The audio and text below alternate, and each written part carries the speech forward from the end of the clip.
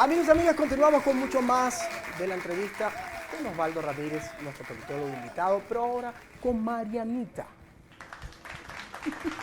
Gracias por permitirnos seguir en sus dispositivos, en sus hogares, a través de vertvnoticias.com. Osvaldo Ramírez, como saben, pues nos acompaña para revisar el acontecer sociopolítico nacional. Es evidente que en la boca de todos está la destitución del ministro Rodríguez Torres, Miguel Rodríguez Torres, el enroque anunciado por el presidente Nicolás Maduro. Entiendo, hay unas mediciones de la popularidad de Rodríguez Torres en el país, al frente de la cartera de Interior y Justicia.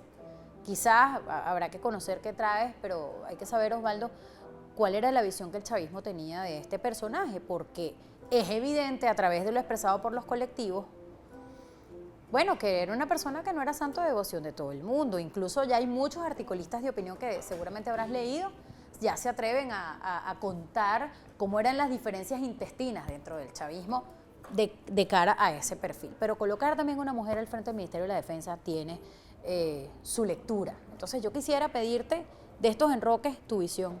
Sí, bueno, efectivamente la gestión de Rodríguez Torres para muchos tuvo aciertos en algunas materias. Por ejemplo, el tema de la dotación de patrullas a las alcaldías y a las gobernaciones, esa dotación policial que de cierta manera muchas alcaldías se le hace muy complejo acceder a los dólares preferenciales para poder comprar equipamiento, para poder comprar vehículos, etcétera. Pero más allá de ese hito, yo creo que hay que rescatar tres asuntos. El primero, quizás yo creo que Rodríguez Torres era una de las personas que iba a salir en ese sacudón ministerial y efectivamente al final no salió. Un detalle importante, hay que recordar que pasó el 12 de febrero, un escolta de él es el que termina asesinando a Juancho Montoya, hubo una cantidad de roces entre colectivos y formalmente el gobierno exigiendo. Rodríguez Torres es una persona de la facción militar, un héroe del 4 de febrero, viéndolo en la semántica que suele comunicar y que suelen incluso definirse esas personas que participaron en la intentona golpista, las dos intentonas golpistas en el 92, y te lleva a ver, bueno, efectivamente, ¿a quién respondía Rodríguez Torres? Respondía a esa facción militar, uno de sus principales aliados era Diosdado, sigue siendo Diosdado Cabello, yo no creo que se haya roto esa alianza, pero por otro lado, esos colectivos, esa gente del Frente Francisco de Miranda, que eventualmente comenzó a tratar de decir, hay que ir, hay que buscar que ese señor entregue el cargo, tratando incluso de retomarlo. No hay que olvidar que el predecesor antes de Néstor Reverol, que fue un ministro de transición, pero el predecesor Tarek El Aizami ni siquiera había serios problemas con con particularmente Rodríguez Torres, que no le reportaba directamente y tenía una línea hacia Chávez. Él particularmente tenía una evaluación importante, yo creo que empezó a ser medido, y que creo que adicionalmente él contribuyó a la caída de popularidad de Nicolás Maduro, al ser el responsable de parte de la represión en el primer semestre del año, al ser responsable de las detenciones arbitrarias, incluso dar la cara con parte de esas narrativas que lamentablemente los venezolanos dicen, yo no confío en eso, yo no confío en ese cuento que me estás echando ahora. Pero curiosamente con números positivos dentro del chavismo. Cuando hablamos de números positivos dentro del chavismo, en la última medición, que es del mes de septiembre, Rodríguez Torres tenía estrictamente en la gente que se autodefine como oficialista una imagen favorable del 46%. ¿Cuál es el origen de estos datos, Osvaldo? Perdón que te son interrumpa. encuestas propias de ORC Consultores, en donde medimos... Que es la consultora de nuestro invitado, una investigación propia. Sí, investigaciones que hacemos sobre el pulso, generalmente para los clientes. Esto no suele salir a la luz pública. Pero son fruto de tus estudios, pues. Sí, bueno, prácticamente, pero tratamos de evitarlo porque estos son temas para medir cómo está viendo realmente a la gente, para tratar de no caer en maniqueísmo de que fulano es más famoso o Perencejo es más popular. Más allá de eso, yo creo que la gente tienes que verla de acuerdo a momentos, y toda encuesta siempre es una foto del pasado, pero de acuerdo a momentos y a decisiones y cuán involucrados están en la política pública actual. ¿Por qué? Porque si yo muestro éxitos, automáticamente esa popularidad va a tender a subir, y si hay, o yo te endilgo fracasos, esa popularidad va a tender a bajar. Retomemos las cifras entonces, aclarado esto. Entonces, el 45% del oficialismo decía, Rodríguez Torres tiene una imagen favorable para mí, y 27% decía, no la tiene. Pero tienes un saldo positivo dentro del oficialismo, saldos incluso que no son similares a otros líderes del oficialismo, en donde quizás tienen una exposición yo creo que tienen una responsabilidad más directa en los problemas que me atañen. A pesar de que el problema de la inseguridad es el primero en la escala de los venezolanos, ahorita la gente está pensando más sobre escasez e inflación. Claro. Y tiendo a decir, el que es responsable de la inflación, de la escasez, de los alimentos, de la política de importaciones, de las misiones sociales incluso, tiene mayores responsabilidades que otra persona que yo creo que está haciendo trabajos bien. Un detalle importante, hay gente que evaluaba una de las políticas de Rodríguez Torres, que era el patrullaje inteligente, como positiva, mientras que otros decían, el patrullaje inteligente arrancó muy bien, pero ahora no me responden. Otro tema que yo recuerdo mucho, perdón que te interrumpa, en Twitter, estaba yo al frente estaba conduciendo el noticiero de Globovisión, y cuando él empezó a atacar las mafias de los estacionamientos de los carros recuperados, no sé si recuerdas ese momento. La gente en Twitter, incluso gente opositora, decía, oye, por fin alguien, aunque no esté de acuerdo con el gobierno, yo creo que esto es positivo. Había gente que tuiteaba eso, lo recuerdo, y de hecho lo llevamos entre noticias en su momento, porque era un temazo. La gente estaba, oye, se está metiendo con una mafia. Lo que pasa es que, bueno, yo creo que, no sé cómo lo percibes tú, pero yo siento que eso se diluyó. Eso se politizó, se diluyó. Es que efectivamente eso es lo que está pasando en este país. Este país es raro el tema que no termina siendo politizado. Fíjate el detalle, cómo lo veía la oposición. Solo 7% decía que su imagen era favorable, 77% decía su imagen es totalmente desfavorable. Al final el saldo del día, 17% una imagen favorable versus 37% una imagen favorable. Saldos negativos. Ahora, yo creo que la destitución inicialmente no está relacionada solo con un tema de imagen, sino que además viene un tema yo creo que una percepción falsa que se puede generar alrededor de la capacidad de fuerza que puedan tener los colectivos en función de exigir una renuncia de un ministro. O incluso ¿Tú no crees que esa destitución esté directamente relacionada a esa exigencia? Yo creo que eventualmente aprovecharon esa situación para tomar una decisión. Pero no creo que el nivel de fuerza y de organización de estos colectivos, incluso la amenaza de retirarte el apoyo, termine siendo tan poderosa para que el presidente, y la única ventaja que tiene Nicolás Maduro es que está sentado en la silla y tiene la capacidad de administrar poder a diferentes facciones que lo rodean. Ojo, facciones que existen en cualquier gobierno del mundo, no es que es una característica del gobierno venezolano. Voy a poner un ejemplo, imagínate que hay un gobierno de la unidad en Venezuela. ¿Cómo repartes tú? Y no me malinterpreten con la palabra reparto. ¿Cómo tú colocas, organizas y das puestos a los diferentes partidos políticos que decidieron acompañarte en una coalición determinada? Pasa en Gran Bretaña, pasa en Brasil, ahorita recientemente con las elecciones de Dilma Rousseff, pasa en Argentina, pasa en cualquier lugar del mundo. Lo que pasa es que acá tiende a satanizarse el tema de las facciones porque se interpreta que está detrás del poder o quiere arrebatarte el poder de tajo.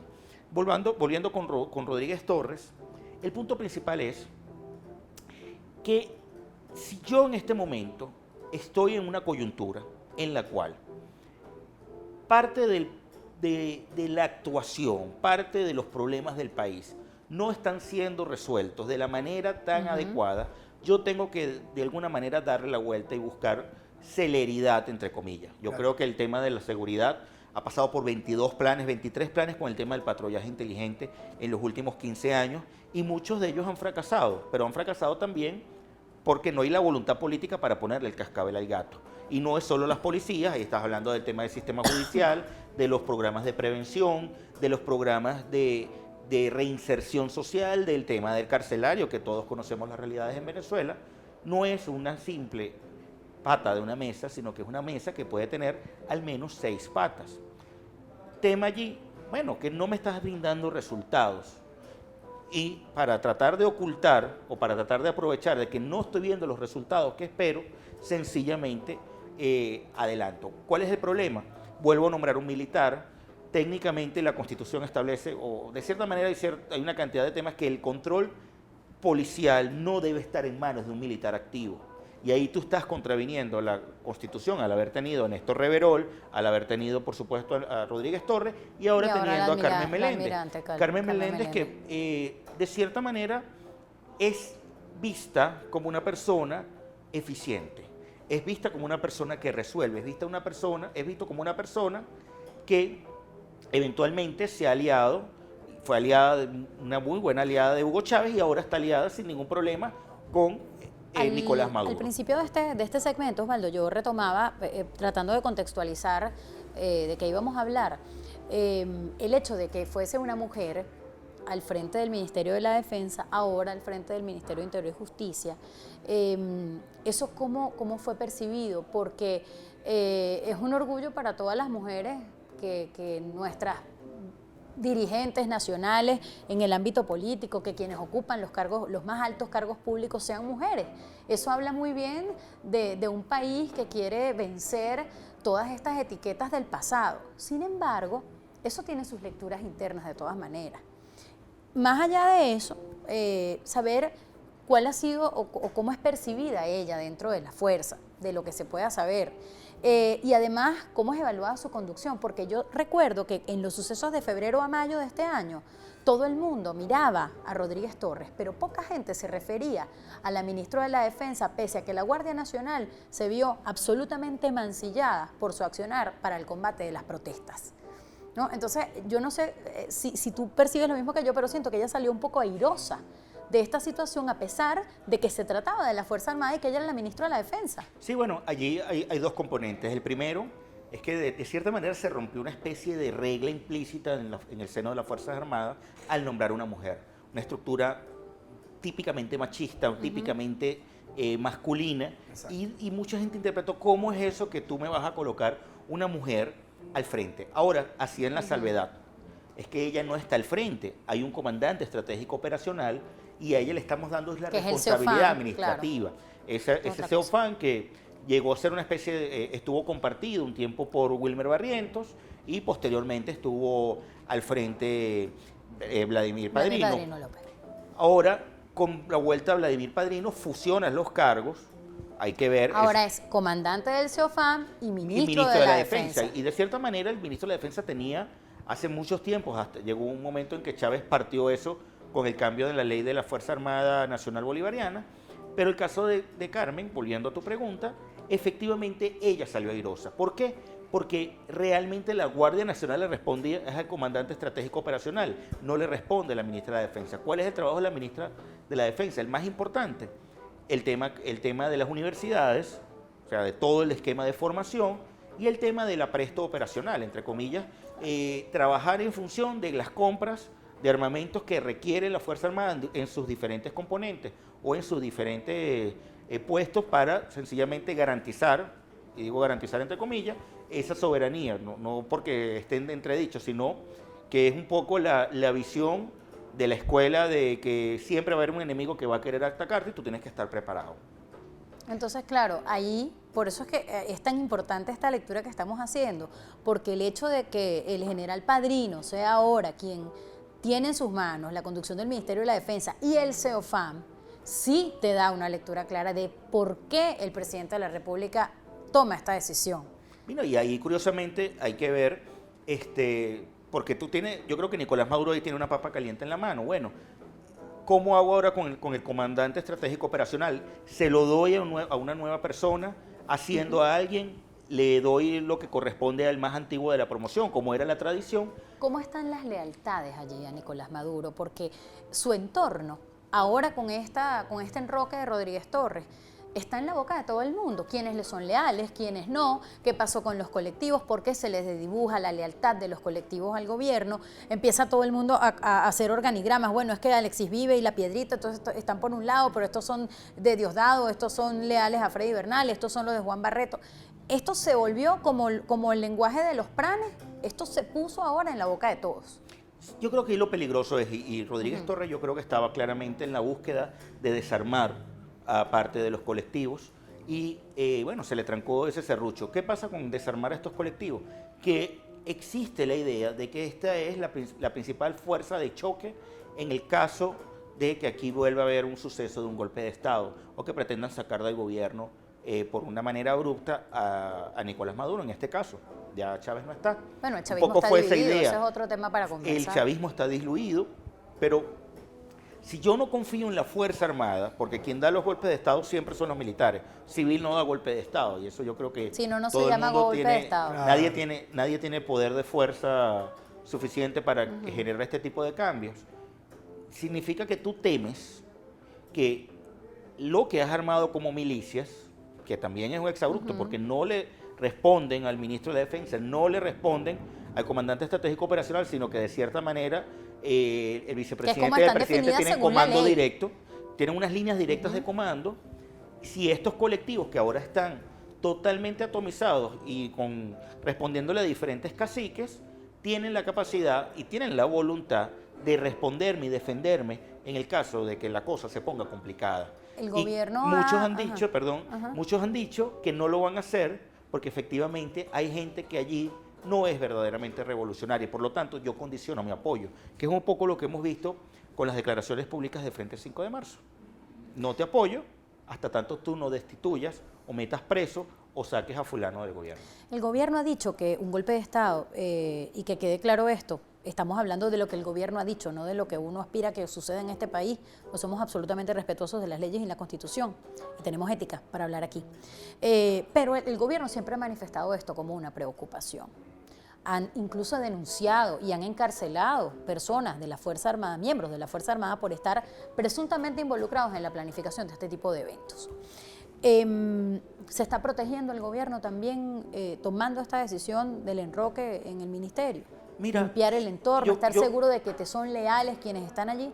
Yo creo que allí el problema que se te puede generar con el tema de las lealtades es que con el cambio de esa ley de la Fuerza Armada, un general en jefe puede estar hasta 36 años prestando servicio.